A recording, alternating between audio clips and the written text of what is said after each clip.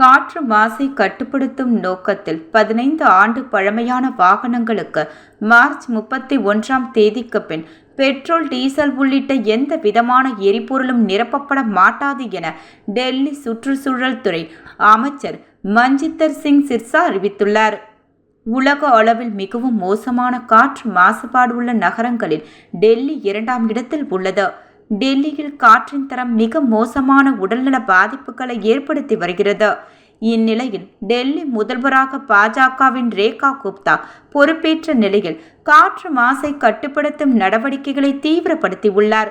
இதற்கிடையே டெல்லி சுற்றுச்சூழல் துறை அமைச்சர் மஞ்சிந்தர் சிங் சிர்சா துறை அதிகாரிகளுடன் நேற்று ஆலோசனை நடத்தினார். இதன்பின் அவர் கூறியதாவது: டெல்லியில் நிலவும் காற்று மாசை கட்டுப்படுத்தும் நடவடிக்கையாக பழைய வாகனங்களின் பயன்பாட்டை குறைக்க நடவடிக்கை மேற்கொள்ள முடிவு செய்யப்பட்டுள்ளது. இதன்படி 15 ஆண்டுகளுக்கும் மேலான பழைய வாகனங்களுக்கு வரும் 31ஆம் தேதிக்கு பின் எரிபொருள் நிரப்பப்படாது. இதற்காக அனைத்து எரிபொருள் நிரப்பும் நிலைகளிலும் பழமையான வாகனங்களை கண்டறியக்கூடிய சாதனத்தை நிறுவி கண்காணிக்க முடிவு செய்யப்பட்டுள்ளது. இதன் வாயிலாக டெல்லியில் காற்று மாசின் தரத்தை அதிகரிக்க நடவடிக்கை எடுக்கப்படும்.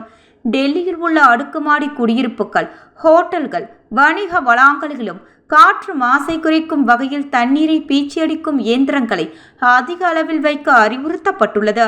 டெல்லியில் தற்போது பொது போக்குவரத்து சிஎன்ஜி பஸ்கள் பயன்பாட்டில் உள்ளன.